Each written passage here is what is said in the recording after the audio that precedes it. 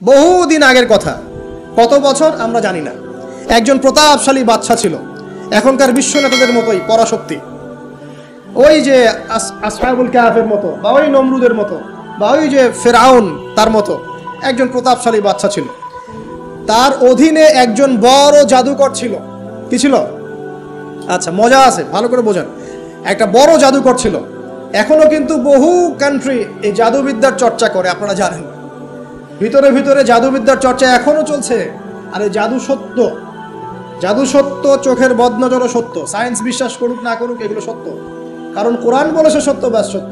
এই জাদুকরের যখন বয়সটা বুড়ো হয়ে গেল, তখন সে যে আমার তো বয়স শেষ, আমার এই বিশাল জ্ঞানগুলো কি করব? আমাকে একজন বালক এনে দিন, যেই বালককে আমি এসব জাদুবিদ্যা শিখিয়ে দিব। যেরকম ছোট বাচ্চাদের মধ্যে একদম। তো এরকম একটা ফুটফুটে সুন্দর বাচ্চাকে খুঁজে বের করা হলো, যে বাচ্চাটা বিচক্ষণ। একে নিয়ে আসা হলো জাদুকরের কাছে। এবার জাদুকর তাকে জ্ঞান শিখায়, জাদু শিখায়। জাদু শিখাতে শিখাতে শিখাতে শিখাতে সে একটু পরিণত হচ্ছে, মানে কৈশোরে পদার্পণ করল। এখন সে যখন জাদু শিখতে আসে, আসার পথে রাস্তায় দেখে একজন পাদ্রী আছে। পাদ্রী মানে কি? পাদ্রী মানে দরবেশ, মানে যে আল্লাহ বিশ্বাস করে, হয়তো আগেকার আসমানি কিতাবে সে বিশ্বাস করত। এমন একজন পাদ্রীর সন্ধান সে পায়। সেই পাদ্রীর কাছে গিয়ে বসে। সেই পাদ্রী তাকে আসমানি কিতাবের যে মর্ম, যে বাণী, এগুলো শোনায়। তার কাছে খুব ভালো লাগে, যে মাশাআল্লাহ, এটা ইমানের স্বাদ। যখন কোরআন শুনি আমাদের ভালো লাগে না, আসমানি কিতাব যখন শুনে তার কাছে ভালো লাগে। সে বলে যে আমি এটা শিখতে চাই। তখন এই পাদ্রী তাকে বলে, তুমি তো জাদু শিখতে যাও এই বাদশার দরবেশের বাদশার জাদুকরের কাছে, যদি ওরা জানতে পারে তাহলে তো সমস্যা। তাহলে উপায় কি? যখন তুমি ওখানে যাবে, যখন দেরি হয়ে যাবে, তখন বলবে বাসার থেকে বের হতে দেরি হয়েছে, বাসার থেকে বের হতে দেরি হয়েছে। আর আমার এখানে বসে যখন বাসায় যাবে, তখন বাসায় গিয়ে বলবে যে ওখান থেকে, ওই যে জাদুকরের কাছ থেকে আসতে দেরি হয়েছে। মানে কৌশল অবলম্বন করতে তিনি শিক্ষা দিলেন। এখানে আমাদেরও নসিহত আছে। সবসময় তো আর মানে একই রকম করে চললে হবে না, কৌশলের প্রয়োজন আছে না? উদউ ইলা সাবিলি রাব্বিকা বিল হিকমা, হিকমার দরকার আছে না? সত্য থেকে সরে গিয়ে নয়, কিন্তু কৌশল তো করার দরকার আছে। তারপর সামনে যান। এবার এই বাচ্চা খুব সুন্দর করে ব্যালেন্স করলো, একবার এখানে যায়, একবার ওখানে যায়। এই করতে করতে ওই যে জাদুকরের ইন্তেকাল হয়ে গেল, মারা গেল জাদুকর। এবার এই বাচ্চার কাছে মাশাআল্লাহ অনেক এলেম কালাম আছে। এদিকে সে পাদ্রীর জ্ঞানে দীক্ষিত হচ্ছে। দীক্ষিত হতে হতে তার মধ্যে আল্লাহ পাকের প্রতি একটা পরিপূর্ণ ঈমান চলে আসে। সে মুসলিম হয়ে গেল, আলহামদুলিল্লাহ। তো মুসলিম হওয়ার পরে একদিন সে যখন বাচ্চার কাছে যাচ্ছে, রাস্তায় একটা বিশাল জন্তু দেখা যাচ্ছে। বিশাল জন্তু, কিরকম জন্তু আমরা জানি না। ঠিক ওই যে দাব্বাতুল আরদ সামনে বের হবে। আমাদের 10টা নিদর্শন আছে বড় বড়, তার মধ্যে একটা হচ্ছে দাব্বাতুল আরদ, জমিন থেকে ফুঁড়ে একটা প্রাণী বের হবে। আর এখন মানুষ এগুলো বিশ্বাস করবে না, আমি জানি। 2 দিন পর নাসা যখন বলবে তখন বিশ্বাস করবে। কথা কি বুঝতে পারছেন? তবে প্রাণী এই পৃথিবীর নিচে আছে। রাসূল সাল্লাল্লাহু আলাইহি ওয়াসাল্লাম বলেছেন 10টা আলামত না আসা পর্যন্ত কিয়ামত হবেই। তার মধ্যে একটা হচ্ছে দাব্বাতুল আরদ, জমিন থেকে একটা প্রাণী বের হবে। এবং এই প্রাণী শুধু বেরই হবে না, মানুষের সাথে কথাবার্তা বলবে। জেনে এবার মানুষের সাথে কথা বলবে প্রাণী। বিশ্বাস করছেন? এখন বিশ্বাস করছেন না জানি, কিন্তু প্রাণী মানুষের সাথে কথা বলবে। আল্লাহ পাক বলাতে পারেন না? পারেন। আচ্ছা, সামনে যান। ওই প্রাণী যখন দাঁড়িয়ে আছে রাস্তায়, এখন এই বালক বলছে, আজকে আমি প্রমাণ করে নিব যে আল্লাহর আনুগত্যশীল ওই পাদ্রী সঠিক নাকি ওই জাদুকর সঠিক। এবার সে একটা ইট হাতে নিল, পাথর হাতে নিয়ে সে বলছে, আল্লাহ, তোমার কাছে যদি ওই জাদুকরের কাজের চাইতে এই পাদ্রীর কাজ বেশি পছন্দনীয় হয়, এই ইটের আঘাতে এই জন্তুকে তুমি মেরে ফেলো আল্লাহ। এ বলে সে বিসমিল্লাহ বলে পাথর নিক্ষেপ করলো। নিক্ষেপ করার সাথে সাথেই জন্তু ডেড। তখন তার আইন আল ইয়াকিন, হাক্কুল ইয়াকিন হয়ে গেল যে হ্যাঁ, আল্লাহর কাছে এই পাদ্রীর আমলই সবচেয়ে বেশি পছন্দনীয়। তার আর মনে কোনো সংশয় থাকলো না। কিশোর মানুষ না, কতটুকুই বা বোঝেন নাই? এবার তার মধ্যে একটা ইয়াকিন চলে আসলো এবং সে পরিপূর্ণ মুমিন, মুসলিম হয়ে গেল। এবার যখন সে রাজ দরবারে যায়, তার কাছে পেশেন্ট আসে। মানে একজন মানুষ এসেছে, সে বলছে যে আমার চোখের সমস্যা। সে চোখে হাত দেয়, হাত দিয়ে বলে যে আপনি আল্লাহর প্রতি ঈমান নিয়ে আসেন, আমি আল্লাহর কাছে দোয়া করব, চোখ ভালো হয়ে যাবে। এভাবে পেশেন্ট আসে, সে বলে আল্লাহর প্রতি ঈমান নিয়ে আসেন, আমি দোয়া করব, ভালো হয়ে যাবে। এভাবে আস্তে আস্তে তার নাম এবং খ্যাতি ছড়িয়ে পড়তে লাগলো। যেই তার কাছে আসে, সে বলে আগে মুসলিম হন, ইমানদার হন, আল্লাহর প্রতি বিশ্বাস করেন, আমি দোয়া করব, ভালো হয়ে যাবে। চোখ অন্ধ ভালো হয়ে যাচ্ছে। কুষ্ঠরোগী ভালো হয়ে যাচ্ছে, হ্যাঁ, প্যারালাইজড রোগী ভালো হয়ে যাচ্ছে, আলহামদুলিল্লাহ। নবী ঈসা আলাইহিস সালাম এমনটা করেছিলেন না? আল্লাহ পাক চাইলে করতে পারেন। একদিন ওই রাজ দরবারের একজন মন্ত্রী আসছে, এবার ওই রাজার একজন এমপি সাহেব, তার চোখে সমস্যা, সে আসছে, এসে বলছে যে আমার এই চোখের সমস্যা, আমার চোখটাকে ভালো করার দরকার, তোমার কাছে কোনো ওষুধ আছে নাকি? সে বলছে যে আপনি আল্লাহর প্রতি ঈমান নিয়ে আসেন, আমি আল্লাহর কাছে দোয়া করব, আপনি ভালো হয়ে যাবেন। এবার সে আলহামদুলিল্লাহ ঈমান নিয়ে আনলো এবং সে ভালো হয়ে গেল।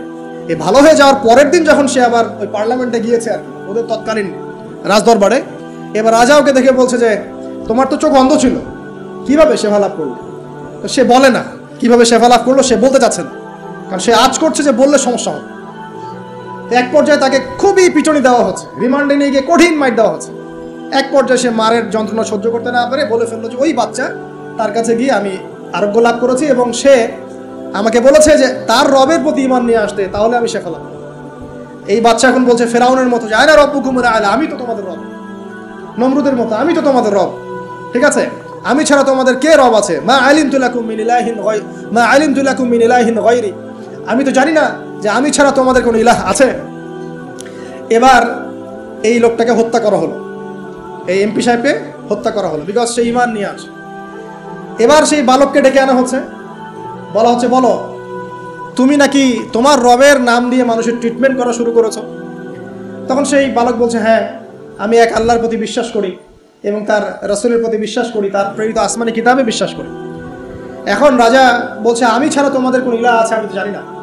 এই সৈন্যবাহিনী শোনো, এই বালককে ধরো, ধরে নিয়ে গিয়ে উঁচু পাহাড়ে নিয়ে যাও, ওখান থেকে ফেলে দাও। কথা বুঝতে পারছেন? এবার তাকে নিয়ে যাওয়া হলো, ক্রস ফায়ার দেওয়া হবে, এবার উপরে নেওয়া হয়েছে, একদম পাহাড়ের উপরে। এবার ওই বালক উপরে উঠে একটা দোয়া করছে, এই দোয়াটা সবাই শিখে নেন। ওই বালক উপরে উঠে দোয়া করছে আল্লাহুম্মা কফিনিহিম বিমা শি'তা, আল্লাহুম্মা কফিনিহিম বিমা শি'তা, আল্লাহুম্মা কফিনিহিম বিমা শি'তা। পাহাড় থরথর করে কাঁপা শুরু করলো এবং ওই সৈন্যবাহিনী পাহাড় থেকে পড়ে গেল, বালকের কিচ্ছু হলো না। আমি কিন্তু বানোয়াট কোনো গল্প বলছি না, এটা কোরআন থেকে বলছি এবং এটা তাফসীর, আপনি যে কোনো তাফসীর পড়েন, মারিফুল কোরআন, তাফসীর ইবনে কাসির, জালালাইন পড়ে দেখেন, জাস্ট পড়ে দেখেন আমার সাথে ডিবেট করার আগে। এবার সে বালক হেঁটে হেঁটে চলে আসলো রাজদরবারে। আবার কি ব্যাপার, তুমি মরো নাই? না, আল্লাহ আমাকে বাঁচিয়েছে, আমার রব আমাকে বাঁচিয়েছে। আবার পাঠানো হচ্ছে আরেক দল সেনাবাহিনীকে নিয়ে, যাও এবার ওকে সমুদ্রে নিয়ে, সমুদ্রের মাছ সমুদ্রে ডুবিয়ে দিবে। আবার সে ওখানে গিয়ে বলল আল্লাহুম্মা কফিনিহিম বিমা শি'তা, হে আল্লাহ, অর্থ হচ্ছে হে আল্লাহ, আমার বিপক্ষে যারা আছে আপনি যা দিয়ে ইচ্ছা ওদের বিরুদ্ধে আমাকে সাহায্য করেন। অর্থটা হচ্ছে এমন, আল্লাহুম্মা কফিনিহিম বিমা শি'তা, আল্লাহ আপনি আমার জন্য যথেষ্ট হয়ে যান, ওদের বিরুদ্ধে আমার জন্য যথেষ্ট হয়ে যান, যা ইচ্ছা তাই দিয়ে আপনি হেদায়েত করুন, মানে আমাকে হেফাজত করুন, ঠিক আছে? আল্লাহুম্মা কফিনিহিম বিমা শি'তা, ছোট্ট দোয়া। এবার ওই সমুদ্র উত্তাল হওয়া শুরু করলো এবং ওরা জাহাজ থেকে পড়ে গেল। এই বাচ্চা সেফলি আবার চলে আসলো রাজদরবারে। বিশ্বাস করছেন না? চলে আসলো। এবার আসার পরে বলছে শোনেন, আমাকে এভাবে মারতে পারবেন না, আমাকে এইভাবে মারা যাবে না, আমি আপনাদেরকে বলে দিচ্ছি কিভাবে আপনি আমাকে মারতে পারবেন। তো বাচ্চা বলছে কিভাবে মারতে পারবো বলো? তখন সেই বাচ্চাটা বলছে যে আপনি সমস্ত এলাকার মানুষকে এক জায়গায় জড়ো করবেন, মানে পুরো নেশনের যত মানুষ সবাইকে একটা মাঠে নিয়ে আসবেন, মাঠের মাঝখানে একটা গাছ রোপণ করবেন বা একটা কিছু স্তম্ভ নির্মাণ করবেন, সেখানে আমাকে বেঁধে ফেলবেন। বেঁধে ফেলার পরে আমার এই ধনুক থেকে একটা তীর বের করবেন, তীর বের করে আপনি নিজ হাতে এই তীরটাকে নিশানা দিবেন, দিয়ে বলবেন বিসমিল্লাহ আল্লাহর নামে, বিসমিল্লাহ আল্লাহর নামে, বিসমিল্লাহি রব্বি হাযাল গোলাম বলে ছুড়বেন। অর্থ হচ্ছে আমি এই রবের, আমি এই বাচ্চার রব, আমি এই বাচ্চার রব আল্লাহর নামে তীর ছুড়লাম, এটা বলে তীরটা নিক্ষেপ করবেন, তাহলে আমি মরবো, তার আগে মরবো। কথা কি বুঝতে পারছি? এবার তাই করা হলো, সমস্ত এলাকার মানুষকে এখানে জড়ো করা হলো। কথাটা ভালো করে বোঝেন, সমস্ত এলাকার মানুষ মানে কি? ওই এলাকার সব মানুষ, মানে মুমিন কাফের যে আছে সবগুলাকে একত্রিত করা হয়। করার পরে বাচ্চাটাকে এভাবে একটা জায়গায় বেঁধে দেওয়া হয়েছে, খেজুর গাছে, তাফসীরে এসেছে খেজুর গাছে। এবার সে এখান থেকে তীর বের করে বাদশা বলছে বিসমিল্লাহি রব্বি হাযাল গোলাম, নিক্ষেপ করলো। তীরটা ঠিক আল্লাহ পাকের দৃষ্টি দেখেন এত সূক্ষ্ম, ওইটাই বর্ণনা করেছেন। তীরটা ঠিক বাচ্চার এই জায়গায় লেগেছে, এই যে মাথার এখান থেকে লেগে এদিকে বের হয়ে গেছে। হ্যাঁ, কি বুঝি না? ছেলেটা বাচ্চা বাচ্চা ওই বাচ্চা ছেলেটার এই যে কপালের এই পার থেকে এই পার পর্যন্ত তীর চলে গেল এবং বাচ্চাটা শহীদ হয়ে গেল আলহামদুলিল্লাহ। এবং এই বাচ্চাটা যখন মারা গেল বা শহীদ হয়ে গেল, আর সারা এলাকার মানুষ কি দেখলো? দেখলো যে বাচ্চা তাকে দুইবার চেষ্টা করে মারতে পারে নাই, কিন্তু তার রবের নাম যখন নেওয়া হয়েছে, আল্লাহর নাম নেওয়া হয়েছে, মারতে পেরেছে। দেন পুরো এলাকার সমস্ত মানুষ মুসলিম হয়ে গেল।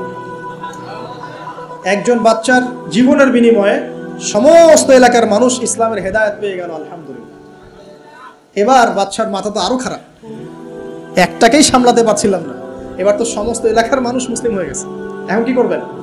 এখন সেনাবাহিনীকে আদেশ করা হয়েছে সমস্ত মানুষগুলোকে জড়ো করে একটা গর্ত খোঁড়ো, একটা গর্ত খুঁড়ে সেখানে আগুন জ্বালাও, আগুন জ্বালিয়ে সমস্ত মানুষকে ফেলে দাও। দৃশ্যটাকে কল্পনা করতে পারছেন? একটা পুরো এলাকার মানুষকে একটা মাঠের মধ্যে একত্রিত করে সেখানে আগুন জ্বালিয়ে সবাইকে সেখানে ফেলে দেওয়া হলো এবং তারা চতুর্দিক থেকে এটাকে অবলোকন করতে লাগলো, মজা উপভোগ করতে লাগলো। এটাই আল্লাহ পাক বলছেন, কুতিলা আসহাবুল উখদুদ ইয হুম আলাইহা কুউদ ওয়া হুম আলা মা ইয়াফআলুনা বিল মুমিনিনা শুহুদ। শেষ পর্যায়ে তাফসীরে এসেছে, শেষ পর্যায়ে একজন মায়ের কোলে একটা ছোট্ট বাচ্চা ছিল। তো সেই মা নিজে লাভ দিবে এটাতে তার কোনো সমস্যা নেই, কিন্তু বাচ্চাটাকে নিয়ে লাভ দেওয়ার জন্য সে ইতস্তত বোধ করছে। তখন আল্লাহ রাব্বুল আলামিন সেই ছোট্ট বাচ্চাটার কোলে, সেই ছোট্ট বাচ্চাটার জবানের মধ্যে আল্লাহর কুদরত নিদর্শন নাজিল করলেন। ওই বাচ্চাটা কথা বলা শুরু করলো। সেই বাচ্চাটা বলল, লা তাখাফি ইয়া উম্মা, এটা শব্দটা এমন এসেছে, ইয়া উম্মা, হে আমার মা, লা তাখাফি, তুমি ভয় করো না, ফাইন্নাকি আলাল হক, কারণ আপনি সত্যের উপরে আছেন, লাভ দিন। যারাই সে অগ্নিকুণ্ডে সেদিন লাভ দিয়েছে তারাই জান্নাতের স্বাদ পেয়েছে আলহামদুলিল্লাহ। এই হলো আসহাবুল উখদুদের ঘটনা, যেটা আল্লাহ রাব্বুল আলামিন সূরা বুরুজের মধ্যে বলেছেন। এখানে একটাই শিক্ষণীয় বিষয়, ঈমান এর শক্তি একজন ছোট্ট বালকের মধ্য দিয়ে কিভাবে আল্লাহ রাব্বুল আলামিন পুরো নেশনকে হেদায়েত করতে পারেন। এবং আল্লাহ রাব্বুল আলামিন সমস্ত পরিকল্পনার উপরে মহা পরিকল্পনাকারী, এবং আল্লাহ সুবহানাহু ওয়া তাআলা তাদেরকে চিরস্মরণীয় করে রেখেছেন কোরআনের পাতায়। কিয়ামত পর্যন্ত মানুষ এই ঘটনা পড়বে, তাদের থেকে শিক্ষা গ্রহণ করবে না? তো আল্লাহ রাব্বুল আলামিন সবচেয়ে বেশি স্মার্ট না আমরা সবচেয়ে বেশি স্মার্ট? এরপরে আল্লাহ রাব্বুল আলামিন বলছেন যে তারা ঈমান আনা ছাড়া অন্য কোনো অপরাধ করে নাই। এই মুমিন যারা ছিল, আগুনে লাফ দিয়েছে, এদের কি কোনো অপরাধ ছিল? এদের কোনো অপরাধ ছিল? কি অপরাধ ছিল? তারা শুধুমাত্র কি ছিল? মুমিন ছিল। ঈমান আনার ফলে তাদের এই পরিণতি হয়েছে, তাদেরকে অগ্নিকুণ্ডে লাফ দিতে তারা বাধ্য হয়েছে। যারা দিয়েছে তারা কি জান্নাতি না জাহান্নামী? জান্নাতি। ওই যে বালক যে একা দৃষ্টান্ত স্থাপন করে গেল এবং পুরো নেশনকে হেদায়েত দিয়ে গেল, এই বালক সফল না ব্যর্থ? আল্লাহ রাব্বুল আলামিন যদি চান তাহলে এরকম একজন দুইজন মানুষকে দিয়েও পুরো নেশনকে হেদায়েত করাতে পারেন। এবং যেটা হয়ে গেছে আগে সেটা এই যুগেও সম্ভব না? শুধু সম্ভবই না, বরং আপনাদের চোখের সামনে এটা হয়েছেও, কিন্তু আপনারা সেটা বুঝতে পারেন নাই। আপনাদের চোখের সামনে যুগের পর যুগ এমন ঘটনা ঘটেছেও, কিন্তু আপনারা হয়তো বুঝতে পারেন নাই, ধরতে পারেন নাই। আল্লাহ রাব্বুল আলামিন এমন মানুষদেরকে দিয়ে পুরো নেশনকে হেদায়েত করেন। কিছু মানুষকে আল্লাহ পাক পরীক্ষায় ফেলেন, তাদের মধ্য দিয়ে আল্লাহ পুরো নেশনকে হেদায়েত করতে পারেন। তো আল্লাহ পাক এখানে বুরুজ বিশিষ্ট আসমানের কসম করে বলছেন, ওয়াল ইয়াউমিল মাউউদ, এবং আমি আরো কসম করছি প্রতিশ্রুত দিনের। ইয়াউম মানে দিন, মাউউদ মানে হচ্ছে যেই দিনটার ওয়াদা করা হয়েছে, মানে প্রতিশ্রুত দিন। এটা কোন দিন? কিয়ামতের দিন। শুকরিয়া। ওয়াল ইয়াউমিল মাউউদ মানে হচ্ছে কিয়ামতের দিনের কসম। কিয়ামতের দিনটা কি? একটা বাক্য উত্তর হচ্ছে ইয়াউমা লা তামলিকু নাফসুন লিনাফসিন শাইআ। কিয়ামতের দিন এমন একটা দিন যেই দিন কোনো নফস, মানে কোনো সত্তা অন্য কোনো সত্তার যাররা পরিমাণ উপকার করতে পারবে না। ইয়াউমা লা তামলিকু নাফসুন লিনাফসিন শাইআ ওয়াল আমরু ইয়াউমা ইযিল লিল্লাহ, যেদিন সমস্ত কিছুর দায়িত্ব, আমর, কর্তৃত্ব শুধুমাত্র আল্লাহ পাকের হাতে থাকবে। এই হলো কিয়ামতের দিন। এখানে কোনো পলিটিক্যাল সম্পর্ক চলবে না, কোনো বংশের সম্পর্ক চলবে না, রক্ত, বর্ণ, জাতীয়তাবাদ চলবে না। চলবে কি? ঈমান এবং আমল। ঈমান এবং আমল, এর উপরে আল্লাহ পাক যাকে রহম করবেন সেই জান্নাতে যেতে পারবে। মানুষ তার আমলের বদৌলতেও জান্নাতে যাবে না। মানুষ তার আমলের বদৌলতে কখনো জান্নাতে যাবে না যদি না আল্লাহ পাক তাকে রহম করেন। একজন আবেদ ব্যক্তির ঘটনা আছে, এগুলো সহিহ হাদিসের মধ্যেই আছে। 500 বছর আল্লাহ পাকের ইবাদত করেছিল। কত বছর? 500 বছর। তাকে যখন বলা হচ্ছে যে তুমি আল্লাহর রহমতে জান্নাতে যাও, সে বলে বসেছিল যে, বা বলে বসবে কিয়ামতের মাঠে যে আমার আমলের বদৌলতে। তখন আল্লাহ রাব্বুল আলামিন তাকে ডেকে বলবেন যে তোমার সব আমলগুলোকে এক পাল্লায় রাখা হবে, আর আমি তোমাকে যে নিয়ামতগুলো দিয়েছিলাম সেগুলো এখন আরেক পাল্লায় রাখা হবে। দেখা যাবে দুই চোখের যে নিয়ামত, আল্লাহ পাকের দুইটা চোখের যে নিয়ামত যা আল্লাহ মানুষকে দিয়েছেন, ওই 500 বছর ইবাদতের নেকি তার চেয়ে বেশি হয়ে যাবে। মানে দুই চোখের নিয়ামতের চাইতে 500 বছরের ইবাদত কম হয়ে যাবে। তাহলে এই হলো আল্লাহ পাকের রহমতের একটা আমি নমুনা দিলাম যে আল্লাহ পাকের রহমত ছাড়া কেউ জান্নাতে যেতে পারবে না। ওয়াল ইয়াউমিল মাউউদ, মানে কিয়ামতের দিন, সেই দিন যেদিন কোনো নফস কোন নফসের উপকার করতে পারবে না, পৃথিবীর কোনো সম্পর্ক সেখানে টিকবে না। সূরা আবাসার মধ্যে আল্লাহ পাক বলছেন ইয়াউমা ইয়াফিরুল মারউ মিন আখি, যেদিন ভাই ভাই থেকে পালিয়ে যাবে, ওয়া উম্মিহি ওয়া আবি, মানুষ তার বাবা এবং মা থেকে পালিয়ে যাবে, ওয়া সাহিবাতিহি ওয়া বানি, তার স্ত্রী পুত্র সন্তান এগুলো থেকে মানুষ পালিয়ে যাবে। লিকুল্লি ইমরিইম মিনহুম ইয়াউমাইযিন শা'নু ইউগনি, সেই দিন প্রত্যেক মানুষ নিজের নফসের কথা নিয়েই ব্যস্ত থাকবে। সবাই বলবে ইয়া নাফসি ইয়া নাফসি। তবে শুধু একজন ব্যক্তি আছেন এই পুরো মহাবিশ্বে যিনি বলবেন ইয়া উম্মতি ইয়া উম্মতি। তিনি কে? আমাদের প্রিয় নবী মুহাম্মদুর রাসূলুল্লাহ সাল্লাল্লাহু আলাইহি ওয়াসাল্লাম, এই একমাত্র মানুষ যিনি আল্লাহ পাকের সামনে কিয়ামতের মাঠে বলবেন ইয়া উম্মতি ইয়া উম্মতি, হায় আমার, হে আল্লাহ আমার উম্মত, হে আল্লাহ আমার উম্মত। আজকে সেই নবীর আদর্শ আমরা ভুলে গেছি। সেই নবীর সুন্নত পালন করতে গেলে লজ্জা লাগে। ইয়াং জেনারেশন দেখবেন বিটিএস এর সুন্নত পালন করে, ওই যে ম্যানচেস্টার ইউনাইটেডের সুন্নত ফলো করছে। হ্যাঁ, ক্রিকেট প্লেয়ার, ওই যে ফুটবল প্লেয়ার, বলিউডের নায়ক, বলিউডের নায়িকা, হলিউডের নায়ক নায়িকা, এগুলোর সুন্নত ফলো করছে। তো রাসূলুল্লাহ সাল্লাল্লাহু আলাইহি ওয়াসাল্লামের সুন্নাহ মতো দাড়ি রাখতে লজ্জা লাগে, তার মতো কাপড় পরতে লজ্জা লাগে, হ্যাঁ, তার আদর্শটাকে ফলো করতে লজ্জা লাগে। অথচ সেই মানুষটাই কিয়ামতের মাঠে এই উম্মতের পক্ষে কথা বলবেন যে হে আল্লাহ আমার উম্মত, আমার উম্মত। আর এই মানুষটাকেই জীবিত অবস্থায় 15 বার হত্যা করার চেষ্টা করা হয়েছিল। তাকে নবী মুহাম্মদ সাল্লাল্লাহু আলাইহি ওয়াসাল্লামকে বিস্তারিত জানতে বিশ্ববিখ্যাত বই আর রাহিকুল মাখতুম এটা পড়ে দেখেন। জীবন রাসূল সাল্লাল্লাহু আলাইহি ওয়াসাল্লামের পবিত্র জীবনের উপরে একটা সেরা বই আর রাহিকুল মাখতুম পড়ে দেখেন। তাকে প্রায় 15 বার হত্যা করার চেষ্টা করা হয়েছে এবং তাকে প্রায় 16টা গালি খেতে হয়েছে সারা জীবনে। কতগুলা? যার চরিত্রের মধ্যে যাররা পরিমাণ কোনো পঙ্কিলতা নাই, তাকে মানুষ 16টা গালি দিয়েছে। মানুষ বলেছে এই ব্যক্তি জাদুকর, সাহের, নাউজুবিল্লাহ। এই ব্যক্তি কাযযাব, নাউজুবিল্লাহ, মিথ্যাবাদী। মিথ্যাবাদী না, কাযযাব মানে মহা মিথ্যাবাদী। কাযযাব মানে কি? মহা মিথ্যাবাদী। তারপরে বলা হচ্ছে এই ব্যক্তি সাহের, জাদুকর। এই ব্যক্তি হচ্ছে মজনুন, পাগল। এগুলো মানুষ বলেছে, আইয়ামে জাহিলিয়াতের মানুষ। তো এই যে আবু জাহেল, আবু লাহাবরা যে কথাগুলো বলেছিল, আজকের এই সো কল্ড বাক স্বাধীনতার যুগে কিছু মানুষ এই কথা বলে না? বলে না? তো এরা কার উত্তরসূরি বুঝতে পারছেন? এই যে আবু লাহাব যে বলেছিল ও আলী জামাআতানা লিহাদা, ও সে বলেছিল আলী জামাআতানা লিহাদা। ওই পাহাড়ের নিচে দাঁড়িয়ে আবু লাহাব বলছিল। নবী সাল্লাল্লাহু আলাইহি ওয়াসাল্লাম বলছেন তোমরা সবাই শুধু বলো কুলু লা ইলাহা ইল্লাল্লাহ তুফলিহুন। হে আমার চাচারা, কুরাইশ বংশের যারা আছেন আপনারা, ইয়া মাআশারাল কুরাইশ, আপনারা শুধু বলেন কুলু লা ইলাহা ইল্লাল্লাহ, খালি একবার বলেন যে লা ইলাহা ইল্লাল্লাহ তুফলিহুন, আপনারা সফল হয়ে যাবেন, আরব আজম উভয়ের রাজত্ব পাবেন। নবীজি বলছেন। তখন আবু লাহাব হাততালি দিয়ে বলছিল আলি হাদা জামাআতানা, এই জন্য আমাদেরকে এখানে একত্রিত করেছো। তখনই হাততালি দিয়ে পাথর নিয়ে রাসূল সাল্লাল্লাহু আলাইহি ওয়াসাল্লামের দিকে নিক্ষেপ করেছে। নাউযুবিল্লাহ। তো তখনই আল্লাহ পাক আয়াত নাজিল করলেন।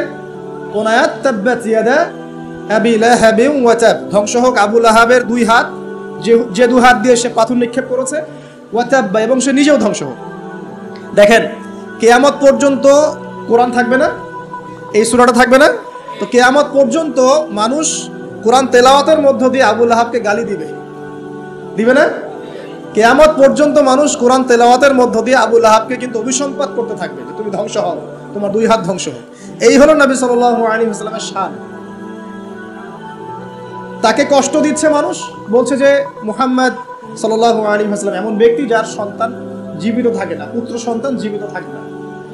তখন আল্লাহ রাব্বুল আলামিন আয়াত নাজিল করলেন, ইন্না আ'তাইনাকাল কাউসার, নিশ্চয়ই আমি আপনাকে কাউসার মহান মর্যাদা দিয়েছি। এটা শুধু হাউজে কাউসারই নয়, কিন্তু হাউজে কাউসার সহ এই যে দুনিয়ার তার সম্মান, তার নাম শুনলে আমরা দরুদ পড়ি, তার ইজ্জত, তার শান শওকাত, এগুলোও কাউসার, সবই কাউসার। তো নিশ্চয় আমি আপনাকে কাউসার দিয়ে দিয়েছি। ফাসাল্লি লিরাব্বিকা ওয়ানহার, আপনি মন খারাপ করেন না, আপনি আপনার রবের জন্য সালাত আদায় করেন, তার পথে স্যাক্রিফাইস করেন। কুরবানি মানে শুধু কিন্তু পশু কুরবানি নয়, এখানে তার পথে আত্মত্যাগ করা, যেটা রাসূল সাল্লাল্লাহু আলাইহি ওয়াসাল্লাম সারা জীবন করে গেছে। ইন্না শানিয়াকা হুয়াল আবতার, নিশ্চয়ই আপনার যারা শত্রু এরা সব নির্বংশ হয়ে যাবে। তো ওই যে আবু জাহেলের সুন্নতগুলো কিন্তু এখনো চালু আছে। দেখবেন সুযোগ পেলেই মানুষ রাসূলুল্লাহ সাল্লাল্লাহু আলাইহি ওয়াসাল্লাম পবিত্র চরিত্র নিয়ে কথা বলে। তো যারা অজ্ঞ তাদের ব্যাপারে আমাদের আফসোস অতটা নয় যতটা আমাদের এই মুসলিম যুবকদেরকে নিয়ে আমাদের আফসোস। এই মুসলিম পরিবারে জন্মগ্রহণ করার পরেও আজ পর্যন্ত কেউ রাসূলের জীবনী পড়ে দেখলো না, আজ পর্যন্ত রাসূলের সুন্নাত ফলো করার সুযোগ হলো না, তৌফিক হলো না। 5 ওয়াক্ত নামাজটুকু পড়তে পারছেন না, দাড়িটা ছাড়তে পারছেন না, টাকনুর উপরে কাপড় উঠাতে পারছেন না, হারাম রিজিক ছাড়তে পারছেন না, মাদক ছাড়তে পারছেন না, জিনা পর্ন ছাড়তে পারছেন না। অথচ আপনি রাসূলুল্লাহ সাল্লাল্লাহু আলাইহি ওয়াসাল্লামের উম্মত। আপনার জন্যই আমার জন্যই নবী সাল্লাল্লাহু আলাইহি ওয়াসাল্লাম কালকে আমাদের মাঠে সুপারিশ করবে ইনশাআল্লাহ তাআলা। তো সুপারিশ পেতে হলে তো যোগ্য হতে হবে নাকি? একটা সুপারিশ পেতে হলে তো যোগ্য হতে হবে। যোগ্যতা কি? এক বাক্যে উত্তর হচ্ছে আপনার 24 ঘন্টাকে আপনি নবী সাল্লাল্লাহু আলাইহি ওয়াসাল্লামের সুন্নাহ দিয়ে ঢেলে সাজাবেন। একদম উঠবেন, বসবেন, খাবেন, চলবেন, ফিরবেন, কথা বলবেন, নামাজ পড়বেন, যত কাজ আছে সব হবে কার তরিকায়? রাসূল সাল্লাল্লাহু আলাইহি ওয়াসাল্লামের তরিকায়। যদি এটা শিখতে না পারেন, ওই যে আল্লাহর রাস্তায় সময় দিচ্ছে ভাইরা, 3 দিন 7 দিন 40 দিন চলে যান, দেখবেন 40 দিনের মধ্যে আপনাকে সুন্নত শিখা বাসায় পাঠিয়ে দিবে ইনশাআল্লাহ। এমন কোন জামাত নাই যেটা 100% পরিশুদ্ধ আছে। তো ওই বিতর্কিত বিষয়গুলো ছাড়েন, বিতর্কিত বিষয়গুলো আপাতত ছেড়ে দেন। সুন্নতটা তো শিখাবে আপনাকে তো নামাজটা শিখাবে, জামাতে নামাজের পাবন্দি শিখাবে, হাদিস চর্চা শিখাবে, তালিম করা শিখাবে, দাওয়াত দেওয়া শিখাবে। এটুক শিখে চলে আসে। কমপক্ষে আপনি আপনার ব্যক্তি জীবনটাতে রাসূলের সুন্নাহটা প্রতিষ্ঠা করেন। সারা দুনিয়ার মানুষ সুদ খায় খাক, অর্থনৈতিক জীবনে গিয়ে আমি সুদ খাবো না। প্রয়োজনে কৃষিকাজ করে খাবো, মাছ চাষ করে খাবো, গরু ছাগল প্রতিপালন করব, তারপরেও সুদ খাবো। আমি ব্যবসা করতে গিয়েছি, ওখানেও নবীর সুন্নত লাগবে, আমি মাপে কম দিতে পারবো না। সারা দুনিয়ার মানুষ দেয়, দেখ, সারা দুনিয়ার মানুষ মজুদ করে করুক, আমি করব না। সারা দুনিয়ার ব্যবসায়ীরা কালোবাজারি করে করুক, আমি করব না। একজন মুসলিম যুবকের চরিত্র হবে আমার।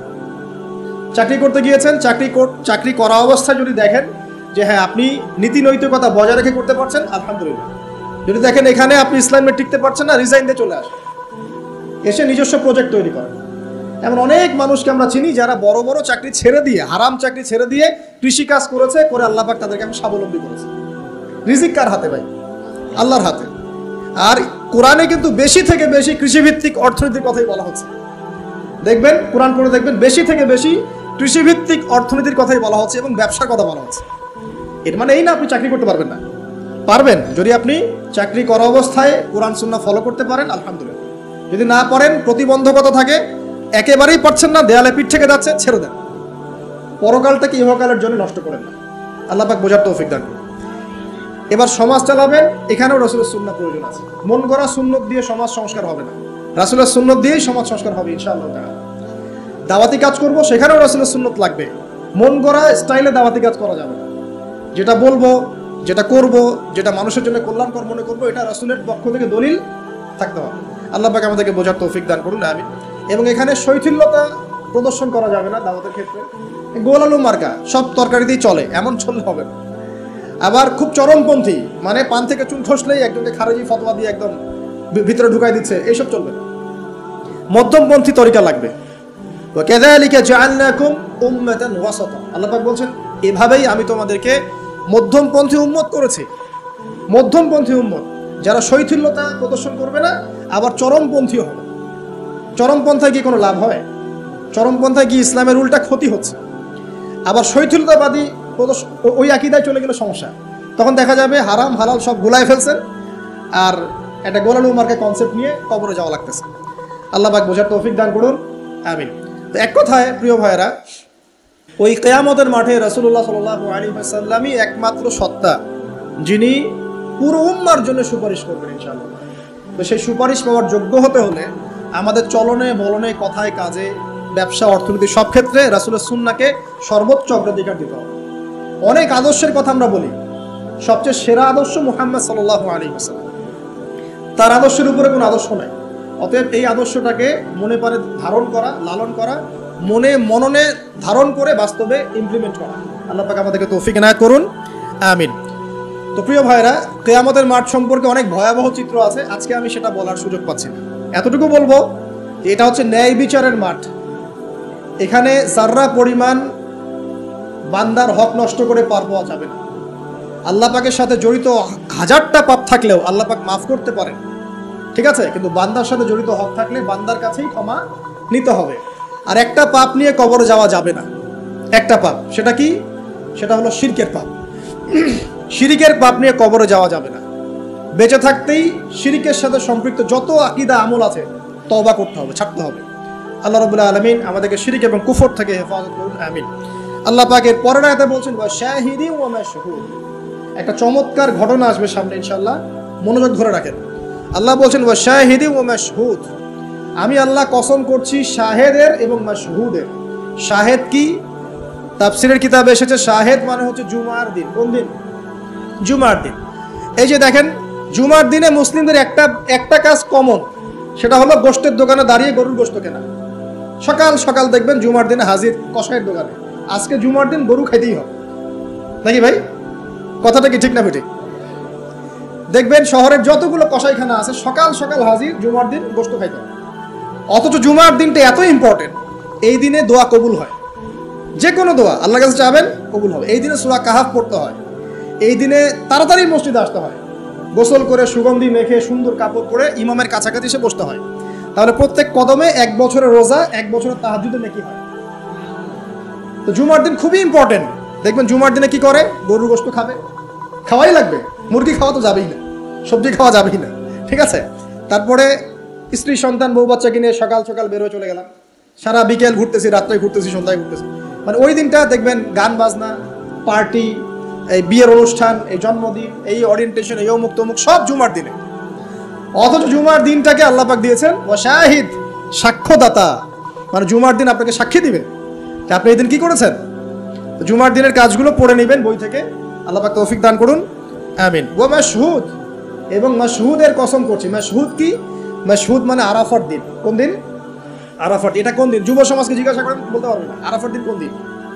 এখনকার তরুণ প্রজন্ম দেখেন আরাফার দিন কোন দিন বলতে পারবে না। জিজ্ঞাসা করেন পর্যায় সারণীতে ওই যে মৌলের নাম, হাইড্রোজেন থেকে একদম শেষ পর্যন্ত সব বলে দিবে, পারমাণবিক ভর, পারমাণবিক সংখ্যা সব বলে দিবে। ফিজিক্সের প্রশ্নগুলো জিজ্ঞাসা করেন, সব বলে দিবে। ওই যে হায়ার ম্যাথ আছে, হায়ার ম্যাথের প্রশ্ন বলে দিবে। বায়োলজির যে কঠিন কঠিন বৈজ্ঞানিক নামগুলো আছে না, ব্যাঙের বৈজ্ঞানিক নাম, অমুকের তমুকের, মানুষ সব বলে দিবে। বলেন মাশহুদ কাকে বলে? ওয়া শাহিদি ওয়া মাশহুদ, আয়াতটা শুনছো কখনো? বলবে শুনি নাই। এই হলো অবস্থা, শিক্ষা সিস্টেমের এই হলো অবস্থা। কেউ কি বলেছে যে ডাক্তার হওয়া যাবে না, ইঞ্জিনিয়ার হওয়া যাবে না, বা জেনারেল লাইনে পড়া যাবে না? এমনটা কি কেউ বলেছে? কিন্তু কোরআন সুন্নাহর জ্ঞানকে বিসর্জন দিয়ে, ওই জ্ঞানটাকে বিসর্জন দিয়ে তোমাকে ডাক্তার হতে হবে? আমার তো মাঝে মাঝে মনে হয় যে এইসব সেকশনে এই সায়েন্টিফিক পড়াগুলোর পাশাপাশি মানবিক কিছু পড়াশোনা দেওয়া দরকার। আগে মানুষ বানানো দরকার, কিভাবে পেশেন্টদের সাথে ভালো ব্যবহার করতে হয় শেখানো দরকার, কিভাবে একজন অসুস্থ মানুষের সাথে ভালো বিহেভ করতে হয় শেখানো দরকার। খালি কিভাবে ইনজেকশন পুশ করতে হয় আর কিভাবে ওষুধ দিতে হয় এটুকু শেখানো যথেষ্ট না। একটা বিহেভিয়ার, মানবতা শেখানো দরকার। একটা ইঞ্জিনিয়ারকে শেখান যে চুরি করা হারাম, তাকে শেখান আগে, নাহলে বড় হয়ে অনেক বড় ইঞ্জিনিয়ার হতে পারে কিন্তু দেখবেন ভিতরে চুরি করছে। তো একটা মানবিক শিক্ষার দরকার আছে, হিউম্যান বিহেভিয়ার শেখানো দরকার। তো এই শিক্ষাগুলো কে দিবে? কোরআন দিবে, হাদিস দিবে, রাসূলের সুন্নাহ দিবে। তখন গিয়ে তো সে পরিপূর্ণ মানুষ হবে। আর যাদের মধ্যে এই দুইটা শিক্ষা একত্রিত হবে দেখবেন তারা সোনার মানুষ হবে। তো এই দুইটা শিক্ষাকে আমরা অর্জন করতে পারি না? কেউ কি বলেছে জেনারেল লাইনে পড়া বাদ দিয়ে দাও, বাদ দিয়ে একদম সবাই মৌলবী হয়ে যাও? সবাই যদি আলেম হয়ে যায় তাহলে ভাই সামরিক ক্ষেত্রে কে কাজ করবে, প্রশাসনে কে কাজ করবে, জনপ্রতিনিধি কে হবে, ইসলামিক ব্যাংকিং সেকশন কে চালাবে? ঠিক আছে না, সব সেকশনে মানুষের প্রয়োজন আছে না? তো সব সেকশনে মানুষের দরকার আছে, কিন্তু সেই মানুষগুলোর আত্মাটাকে কোরআন সুন্নাহর আধ্যাত্মিকত্ব দিয়ে ঢেলে সাজাতে হবে। আল্লাহ পাক তৌফিক এনায়েত করুন, আমিন। যদি অমুসলিম হয়, অমুসলিম হওয়ার পরেও যদি সে তার ধর্ম মেনে চলে, দেখবেন সেও কিন্তু ভালো মানুষ হবে। আসলে যারা এই বিশ্বে ফাসাদ সৃষ্টি করে বেড়াচ্ছে, এদের সাথে ধর্মের কোনো সম্পর্ক নাই। যারা এই বিশ্বে ফাসাদ সৃষ্টি করছে, এদের সাথে আসলে ধর্মের কোনো সম্পর্ক নাই। সে যদি সত্যিকার অর্থেই তার ধর্ম পালন করত, তাহলে কিন্তু সে তার ধর্মের প্রতি অনুগত থাকতো। কোন ধর্ম কি বলেছে বিনা বিচারে বা নিষ্পাপ মানুষকে হত্যা করো? কোন ধর্ম? একটা রিলিজন আমাকে দেখান যে বলেছে মিথ্যা কথা বলো, হারাম খাও, সুদ খাও, বেপরদায় চলো, নগ্ন হয়ে চলো? একটা ধর্ম বলেছে? তাহলে প্রত্যেকটা ধর্মের মূল কথাগুলো কিন্তু মোটামুটি একরকম। তো সবাই যদি সবার ধর্ম মেনে চলে, কোনো সমস্যা? এরপরে যে পড়াশোনা করে দেখবে যে হ্যাঁ ইসলামই চূড়ান্ত রিলিজন, এর মধ্যে সমস্ত বিষয়ের সমাধান আছে, এটা ফাইনাল টেস্টিমেন্ট, তখন সে মুহাম্মদ সাল্লাল্লাহু আলাইহি ওয়াসাল্লামের আনুগত্য করবে, সাক্ষ্য দিবে আশহাদু আল্লা ইলাহা ইল্লাল্লাহ ওয়া আন্না মুহাম্মাদান আবদুহু ওয়া রাসূলুহু, মুসলিম হয়ে যাবে ইনশাআল্লাহ। মুসলিম হলেই, কালিমা পড়লেই একদিন না একদিন সে জান্নাতে যাবে ইনশাআল্লাহ, যদি তার আকীদার মধ্যে শিরক না থাকে, কুফর না থাকে, আমলে বেদাত না থাকে, হারাম রিজিক না থাকে। আল্লাহ পাক আমাদেরকে পরিপূর্ণ মুসলিম হওয়ার তৌফিক এনায়েত করুন, আমিন। এই যে মাসউদ বলছিলাম আরাফার দিন, আরাফার দিন নিয়ে আমার স্বতন্ত্র একটা লেকচার আছে, ওইটা দেখে নিয়ে। আরাফার দিনের ফজিলত, এর যে তাৎপর্য, এবং এই দিনে নবী সাল্লাল্লাহু আলাইহি ওয়াসাল্লামের একটা বিদায় হজের ভাষণ আছে, এটা নিয়ে আমি স্বতন্ত্র একটা খুতবা দিয়েছি, শুনে নেবেন ইনশাআল্লাহ। আর বাসায় গিয়ে অবশ্যই আর রাহিকুল মাখতুম বইটা পড়বেন, এখানে সমস্ত বিষয়গুলো লেখা আছে। এই তিনটা কসম, পুরো মহাবিশ্বের কসম, তারপরে হচ্ছে কিসের? কিয়ামত দিবসের কসম, আর এই যে জুমা এবং আরাফার দিবসের কসম। কসমগুলো কি বড় বড় না ছোট ছোট? বিশাল বিশাল কসম, মানে বিশাল বিশাল কসম নিয়ে আল্লাহ রাব্বুল আলামিন এখন একটা বড় ঘটনা বলতে যাচ্ছেন। সিকোয়েন্সটা দেখেন, বড় বড় কিছু কসম আল্লাহ করলেন, মহাবিশ্বের কসম, বিশাল বিশাল নক্ষত্রের কসম, ঠিক আছে? জুমার দিন বড় দিন, আরাফার দিন বিশাল দিন, এবং কিয়ামতের দিন একটা ভয়াবহ বিশাল দিন। এই সমস্ত বিশাল বিশাল বিষয়গুলোর কসম করে আল্লাহ পাক বলছেন কুতিলা আসহাবুল উখদুদ। কি কথা? কুতিলা আসহাবুল উখদুদ। আসহাবুল উখদুদ ধ্বংস হয়েছে। কে আসহাবুল উখদুদ? সামনে যাই, মজার একটা ঘটনা আসবে। আন-নারি যাতিল ওয়াকুদ, যখন আগুন দাউ দাউ করে জ্বলছিল, আসহাবুল উখদুদ ধ্বংস হয়ে গেছে যখন আগুন দাউ দাউ করে জ্বলছিল। ইযহুম আলাইহা কুউদ, এবং আসহাবুল উখদুদের লোকরা এই আগুনের কুণ্ডলীর চারপাশে বসেছিল। মনে করেন এখানে বিশাল একটা আগুন জ্বালিয়ে রাখা হয়েছে, এখানে দাউ দাউ করে আগুন জ্বলছে, আর কিছু মানুষ তার চারপাশে বড় বড় কুরসিতে, চেয়ারে হেলান দিয়ে বসে মজা উপভোগ করছে। এই হলো আসহাবুল উখদুদ। এদেরকে আল্লাহ পাক বলছেন এরা ধ্বংস হোক। কুতিলা আসহাবুল উখদুদ ওয়া হুম আলা মা ইয়াফআলুনা বিল মুমিনিনা শুহুদ। তারা বসে বসে কি করছিল? তারা বসে বসে দেখছিল যে মুমিন মুসলিমদের সাথে কি নির্যাতন করা হচ্ছে। মুমিন মুসলিমদের সাথে ওই আগুনের মধ্যে যা নির্যাতন করা হচ্ছিল, ওরা চারপাশে বসে বসে এটা অবলোকন করছিল, হাসছিল, মজা নিচ্ছিল। এই আসহাবুল উখদুদরা ধ্বংস হোক। ওয়ামা নাকামু মিনহুম ইল্লা আন ইউমিনু বিল্লাহিল আজিজিল হামিদ। আল্লাহ পাক বলছেন ওই মুমিনদের কোনো দোষ ছিল না যে মুমিনদেরকে ওই অগ্নিকুণ্ডে পুড়িয়ে মারা হচ্ছিল এবং চারপাশে কিছু মানুষ জড়ো হয়ে দেখছিল, মজা নিচ্ছিল। আসহাবুল উখদুদ, ওই মুমিনদের কোনো দোষ ছিল না, শুধু একটা অপরাধ তাদের দৃষ্টিতে। কি সেটা? যে এই মুমিনরা এক আল্লাহর প্রতি ঈমান এনেছিল। এই মুমিন হওয়া ছাড়া তাদের কোনো দোষ ছিল না। কথা বুঝতে পারছেন?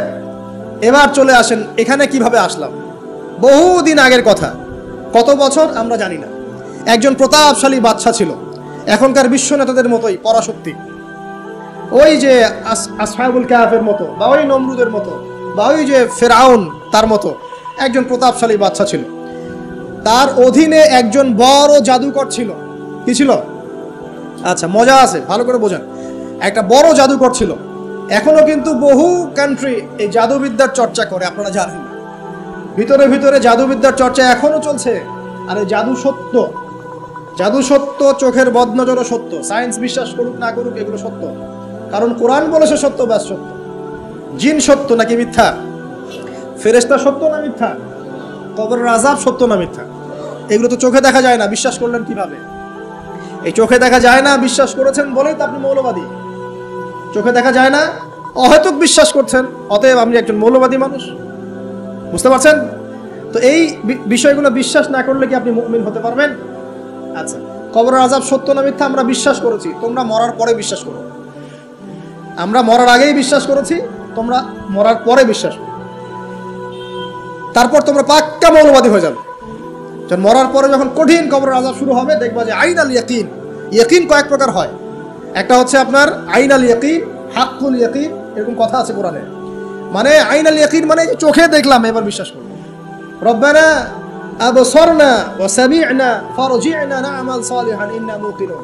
আছে না সূরা আলিফ লাম মিম সিজদা? হাফেজে কোরআন যারা আছেন, আল্লাহর সামনে জাহান্নামীরা বলবে, রব্বানা, হে আমাদের রব, আবসারনা, এই যে দেখলাম, তোমার আযাব দেখেছি আমরা এখন, পরকালের কথা। ওয়া সামি'না, এই যে শুনতে পাচ্ছি এখন আযাব। ফারজি'না, আমাদেরকে ফিরিয়ে দিন। কোথায় ফিরিয়ে দিবে? দুনিয়ায়। না'মাল সালিহান, আমরা সৎ কাজ করব। ইন্না মুকিনুন, আমাদের ইয়াকিন হয়ে গেছে। তার মানে সবাই বিশ্বাস করবে একদিন না একদিন, তাই তো? এই ঈসা ইবনে মারইয়ামকে যে মানুষ বলছে ক্রুসিফাইড, তাকে ক্রুসিফাইড করা হয়েছে, তিনি মারা গেছেন, নাউজুবিল্লাহ, বলা হচ্ছে না?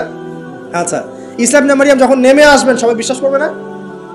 সূরা মাইদায় এই জন্যই বলা হচ্ছে যে ঈসা ইবনে মারইয়ামকে যখন পাঠানো হবে, একজন আহলে কিতাব বাকি থাকবে না যে তার প্রতি ঈমান নিয়ে আনবে না।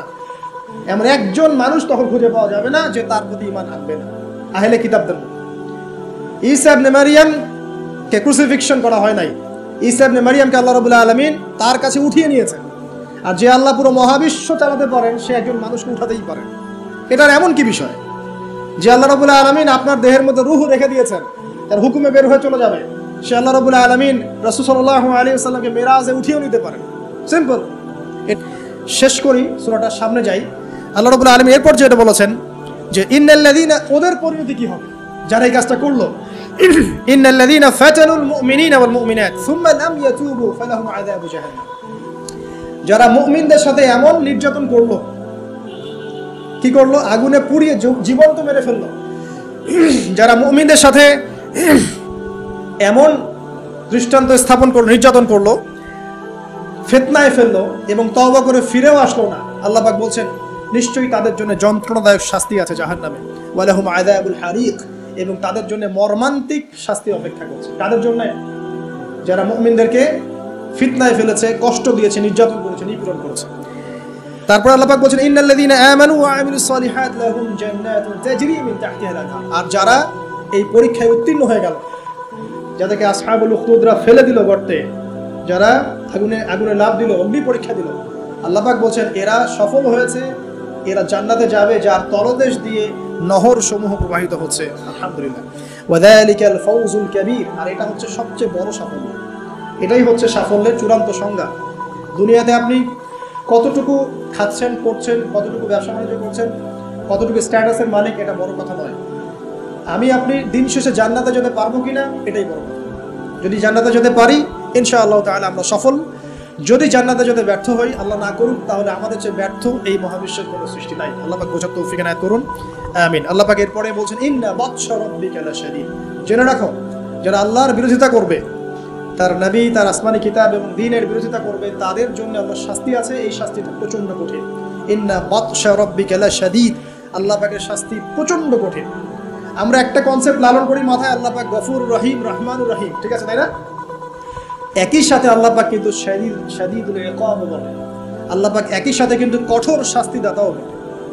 আল্লাহ এটা বলছেন ইন্না বাতশা রাব্বিকা লাশাদীদ। আল্লাহ পাক ছাড় দিচ্ছেন আমাদেরকে, ছেড়ে দিবেন না। কিন্তু তোমরা যারা এখন নামাজ পড়ছো না, সওম রাখছো না, হারাম কাজে লিপ্ত আছো, হারাম খাচ্ছ, এবং জেনায়, পর্নে, মাদকে লিপ্ত আছো, অহেতুক সময় নষ্ট করছো, দিনের কোনো ফিকির নাই, আল্লাহ পাক কিন্তু সবকিছু দেখছেন, আল্লাহ পাক কিন্তু সবকিছু শুনছেন। আল্লাহ রাব্বুল আলামিন সুযোগ দিচ্ছেন, সময় দিচ্ছেন, তাই বলে কিন্তু আল্লাহ পাক ছেড়ে দিবেন না কখনো। আল্লাহ রাব্বুল আলামিন কিন্তু পুঙ্খানুপুঙ্খ হিসাব নেবেন। এটাই বলছেন ইন্না বাতশা রাব্বিকা লাশাদীদ। আল্লাহ পাকের শাস্তি কিন্তু বড়ই কঠিন। আল্লাহ পাক আমাদের সবাইকে তার শাস্তি থেকে হেফাজত করুন, আমিন। একটা এক্সাম্পল দিচ্ছি খালি, জাস্ট। আবু তালেব নাম শুনেছেন? কে ছিল? রাসূল সাল্লাল্লাহু আলাইহি ওয়াসাল্লামের চাচা। দীর্ঘদিন, বছরের পর বছর তিনি নবী সাল্লাল্লাহু আলাইহি ওয়াসাল্লামকে সাপোর্ট করেছেন। যদিও তিনি মুসলিম হননি, কিন্তু সাপোর্ট করেছেন, ফাইন্যান্সিয়াল সাপোর্ট, সোশ্যাল সাপোর্ট, তাকে সাপোর্ট দিয়েছেন। কিন্তু শেষমেশ তিনি লা ইলাহা ইল্লাল্লাহ পড়তে পারেন নাই, মুমিন মুসলিম হননি। কিন্তু নবীকে এমনভাবে সাপোর্ট দিয়েছেন যেটা আরবের কেউ দেয়নি তাকে। তাহলে এই ব্যক্তি কি পাবে পরকালে? সাহাবীরা জিজ্ঞাসা করছেন, আপনার চাচার কি হবে পরকালে? রাসূলুল্লাহ সাল্লাল্লাহু আলাইহি ওয়াসাল্লাম বলছেন, আমার চাচা আমাকে অনেক অনেক খেদমত করেছে, উপকার করেছে দিনের জন্য, কিন্তু ঈমান নিয়ে আসে নাই। যদি সে ঈমান নিয়ে আসতো আমি তার প্রতি সুপারিশ করতাম। তিনি চাচাকে বলেছিল না, খালি একবার বলেন লা ইলাহা ইল্লাল্লাহ, আমি আপনার জন্য আল্লাহর কাছে সুপারিশ করব। তিনি ঈমান নিয়ে আনেননি। এই কারণে জাহান্নামের সবচেয়ে নিম্নতর শাস্তি তাকে দেওয়া হবে। সেটা কি? তাকে আগুনের এক জোড়া জুতা পরিয়ে দেওয়া হবে। আগুনের এক জোড়া জুতা। এই আগুনের এক জোড়া জুতাতেই নাউজুবিল্লাহ তার মাথার যে মগজ, এই মগজটা টকবক করে ফুটতে থাকবে। ইন্না বাতশা রাব্বিকা লাশাদীদ, কিভাবে বুঝান? এটা হলো আবু তালেবের ব্যাপার। তাহলে যারা এখন প্রকাশ্যে ইসলামের এগেইনস্টে কথা বলছে, কাজ করছে, সুন্নতের খেলাফ কাজ করছে, আমরা নামাজ পড়ছি না, সুদ খাচ্ছি, ঘুষ খাচ্ছি, দুর্নীতি করছি, আমাদের কি হবে? জাস্ট নিজের ফিকির করেন, ডান বাম সব ভুলে যান, নিজের কবরের ফিকির করেন। জাস্ট নিজের কবরের ফিকির করেন যে আমি কবরে গেলে কি করবো, এই ফিকির করেন। দেখবেন নিজে ভালো হলে সব ভালো হয়ে যাবে ইনশাআল্লাহ। নিজে ভালো হবে না, কিছুই ভালো হবে না। আল্লাহ পাক আমাদের সবাইকে আল্লাহর আযাব থেকে বাঁচান, আমিন। আল্লাহ পাক আযাবের কথা বলছেন, সাথে এটাও বলছেন ইন্নাহু হুয়া ইউবদিউ ওয়া ইউঈদ ওয়া হুয়াল গফুরুল ওয়াদুদ। আল্লাহ পাক কঠিন শাস্তিদাতা বটে, তবে আল্লাহ রাব্বুল আলামিন সবকিছু সৃষ্টি করেছেন, আবার তার দিকেই সবকিছু ফিরে আসবে, এবং তিনি হচ্ছেন পরম প্রেমময় একজন সত্তা। কেউ যদি আল্লাহকে ভয় করে ইনস্ট্যান্ট তওবা করে ফিরে আসে, তার জীবনে যত গুনাহ থাক আল্লাহ পাক মাফ করে দিবেন। আপনি যদি সারা জীবন শিরক করে থাকেন, যেটা মহাপাপ, জুলমুন আযীম, এখনই যদি তওবা করে ফিরে আসেন, আপনার সমস্ত পাপ তো আল্লাহ পাক মাফ করে দিবেনই, আপনার গুনাহগুলোকে নেকি দিয়ে পরিবর্তন করে দিবেন। তো আল্লাহ পাক প্রেমময়, ওয়াদুদ একজন সত্তা। তো আমরা আল্লাহ পাকের দয়া যদি চাই, আল্লাহ পাকের প্রেম ভালোবাসা চাই, আর আল্লাহর মারিফত লাগবে না, আল্লাহকে চিনতে হবে না, আল্লাহর আনুগত্য লাগবে না, তার রাসূলের আনুগত্য লাগবে না, কোরআন সুন্নাহ ফলো করতে হবে না। এগুলো করার পর ইনশাআল্লাহ আমরা আল্লাহ পাকের রহমত পাবো ইনশাআল্লাহ, আমরা আশাবাদী। আল্লাহ পাক আমাদেরকে তার রহমত দিয়ে ঘিরে রাখুন, আমিন। ওয়া হুয়াল গফুরুল ওয়াদুদ যুল আরশিল মাজিদ। আল্লাহ পাক বলেন তিনি মহান আরশের অধিপতি। আরশ সম্পর্কে একদিন বলেছি আমি যে এই কুরসিটাই মহাবিশ্বকে ঘিরে রাখছে, আর এই কুরসিটা আরশের তুলনায় এমন যে একটা মরুভূমিতে একটা ঢাল ফেলে দেন, একটা মরুভূমির মধ্যে একটা থালাকে ফেলে দেন, অনুপাতটা যেমন হবে, আরশ আর কুরসির অনুপাতটা এমন। আরশটা এত বিশাল যেটা 8 জন ফেরেশতা ধরে রেখেছে, তার উপরে আল্লাহ রাব্বুল আলামিন আরশে আযীমে সমুন্নত। তো সে আল্লাহকে চিনতে শিখুন, আল্লাহর আনুগত্য করতে শিখুন। আল্লাহ পাক তৌফিক দান করুন। ফাআলুল লিমা ইউরিদ, আল্লাহ পাক যা ইচ্ছা তাই করতে পারেন। হাল আতাকা হাদিসুল জুনুদ, হে নবী মুহাম্মদ সাল্লাল্লাহু আলাইহি ওয়াসাল্লাম, তোমার কাছে কি এই সেনাবাহিনীর খবর পৌঁছেছে? এটাকে ফেরাউন ওয়া সামুদ, ফেরাউন এবং সামুদের বিশাল পরাক্রমশালী এই ফোর্সের কথা তোমার কাছে কি পৌঁছেছে? এই আসহাবুল উখদুদের সেনাবাহিনীর কথাই বলেন, আর ওই যে ফেরাউন বা নমরুদ বা সামুদ, আদ জাতির কথাই বলেন, এরা সবাই কিন্তু আল্লাহর গজবে ধ্বংস হয়ে গিয়েছে। আল্লাহ রাব্বুল আলামিনের কাছে সবাই তুচ্ছ, সবাই তুচ্ছ। আমরা আল্লাহ রাব্বুল আলামিনের ক্ষমতার কাছে তুচ্ছ। তাই এই নশ্বর দুনিয়ায় আল্লাহর অবাধ্যতা করে উদ্ধত অহংকারী হওয়ার কোনো মানে হয়? হয় না। আল্লাহ পাক আমাদের সবাইকে বিনয়ী বানিয়ে দিন, আল্লাহর প্রতি আনুগত্যশীল বানিয়ে দিন। বালিল্লাযীনা কাফারু ফি তাকযীব, বরং যারা কুফরি করছে এরা তো মিথ্যা প্রতিপন্ন করছে। ওয়াল্লাহু মিন ওয়ারাইহিম মুহিত, আল্লাহ রাব্বুল আলামিন কুফারদেরকে চতুর্দিক থেকে ঘিরে রেখেছেন। বাল হুয়া কুরআনুন মাজিদ, আর এই যে কথাগুলো বলা হলো এগুলো কোনো অলীক গল্প নয়, বরং এটা হচ্ছে কুরআনুন মাজিদ ফি লাওহিন মাহফুজ, যেটা লাওহে মাহফুজ থেকে নাযিল হয়েছে। আল্লাহ রাব্বুল আলামিন আমাদের সবাইকে এই সূরাটা থেকে শিক্ষা নেওয়ার তৌফিক দান করুন। খুব সংক্ষেপে যদি সামারি করি, তাহলে এই সূরার মধ্যে আল্লাহ রাব্বুল আলামিন বিশাল বিশাল বিষয়ের কসম করেছেন, এবং বিশাল বিষয়ের কসম করে আল্লাহ পাক বড় একটা ঘটনা বলছেন, যে ঘটনার মধ্য দিয়ে একজন যুবককে দিয়ে আল্লাহ রাব্বুল আলামিন পুরো কওমকে হেদায়েত করছেন। একজনের জীবনের বিনিময়ে আল্লাহ পাক পুরো জাতিকে হেদায়েত করলেন। তো সেটা যদি আল্লাহ ওই যুগে করতে পারেন, এখনো করতে পারেন। এখানে আল্লাহর কাছে তারা সাফল্য মণ্ডিত হয়েছে যারা ঈমান এনেছিল, আর যারা ওদেরকে আযাব দিয়েছে, আগুনে পুড়িয়ে মেরেছে, এদেরকে আল্লাহ পাক জাহান্নামী ঘোষণা করেছেন। আল্লাহ পাক বলেছেন আমি শুধু গফুর রহিমই নই, আমি বরং শাদীদুল ইকাব, কঠিন শাস্তিদাতাও বটে।